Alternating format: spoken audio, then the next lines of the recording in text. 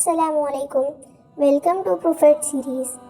آج ہم قرآن مجید کی روشنی میں اللہ تعالیٰ کے عظیم نبی اور رسول کلیم اللہ حضرت موسیٰ علیہ السلام کی بابرکت زندگی کا مکمل تذکرہ بیان کریں گے۔ یہ داستان صبر، یقین، توکل اور ظالم کے مقابلے میں اللہ کی نصرت کی زندہ مثال ہے۔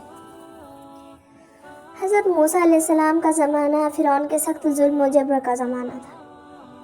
فرعون مصر کا بادشاہ تھا جو خود کو خدا کہتا تھا اور بنی اسرائیل پر بھی انتہا ظلم کرتا تھا۔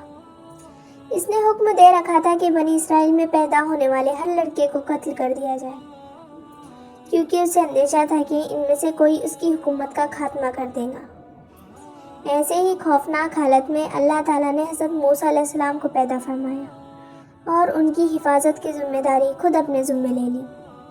سورۃ القصص آیت نمبر 7 میں اللہ فرماتے ہیں، اور ہم نے موسیٰ کی ماں کے دل میں یہ بات ڈال دی کہ اسے دودھ پلاتی رہو، پھر جب تمہیں اس کے بارے میں خوف ہو تو اسے دریا میں ڈال دینا، نہ ڈرنا نہ غم کرنا، ہم اسے تمہاری طرف لوٹائیں گے اور رسول بنائیں گے۔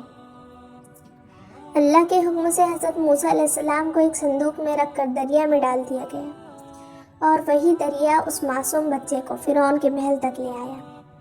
سورۃ القصص آیت نمبر 8 میں اللہ فرماتے ہیں، پھر فرعون کے گھر والوں نے اسے اٹھا لیا تاکہ ان کا دشمن اور رنج کا سبب بنے۔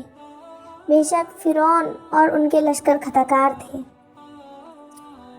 اللہ کی قدرت دیکھی کہ جس بچے سے فرعون خوف زدہ تھا، اللہ نے اسی کو اس کے گھر میں پرورش دلوائی۔ اللہ تعالیٰ نے حضرت موسیٰ علیہ السلام کو کسی دوسری عورت کا دودھ پینے سے روک دیا، یہاں تک کہ ان کی اپنے والدہ کو بلایا گیا، یوں ماں اور بیٹے کا ملاپ ہوا۔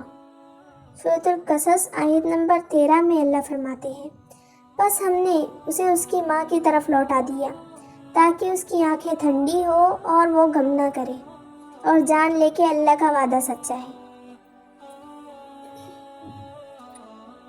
جوانی کے زمانے میں ایک واقعہ پیش آیا جس کے بعد حضرت موسیٰ علیہ السلام کو مصر چھوڑنا پڑا۔ وہ ڈرتے ہوئے شہر سے نکلے اور اللہ سے دعا کی، اے میرے رب، مجھے ظالم قوم سے نجات دے۔ سورۃ القصص آیت نمبر 21۔ اللہ تعالیٰ نے انہیں مدین پہنچایا، جہاں حضرت شعیب علیہ السلام کے گھر انہیں سکون، امان اور عزت کی زندگی نصیب ہوئی۔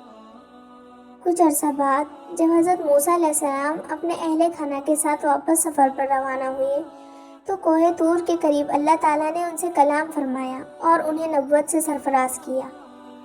سورہ طٰہٰ آیت 12 تا 14 میں اللہ ارشاد فرماتے ہیں، بے شک میں ہی تمہارا رب ہوں، بس اپنے جوتیاں اتار دو، تم پاک وادی طوا میں ہو اور میں نے تمہیں چن لیا ہے، بس جو وحی کی جاتی ہے اسے غور سے سنو، بے شک میں ہی اللہ ہوں، میرے سوا کوئی معبود نہیں، بس میری عبادت کرو۔ اللہ تعالیٰ نے حضرت موسیٰ علیہ السلام کو معجزات عطا فرمائے، لاٹھی جو سانپ بن جاتی تھی اور چمکتا ہوا ہاتھ، اور انہیں فرعون کے پاس اپنا پیغام لے جانے کا حکم دیا۔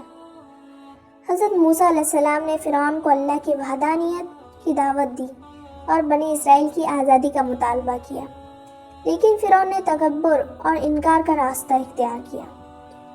آخرکار اللہ کے حکم سے حضرت موسیٰ علیہ السلام اور بنی اسرائیل کو لے کر مصر سے نکلے۔ سامنے سمندر تھا اور پیچھے فرعون کا لشکر، مگر اللہ تعالیٰ نے فرمایا، سورہ شعراء آیت نمبر 63 میں، پھر ہم نے موسیٰ کی طرف سے وحی کی کہ اپنی لاٹھی سمندر پر مارو، تو وہ پھٹ گیا اور ہر حصہ بڑے پہاڑ کی طرح ہو گیا۔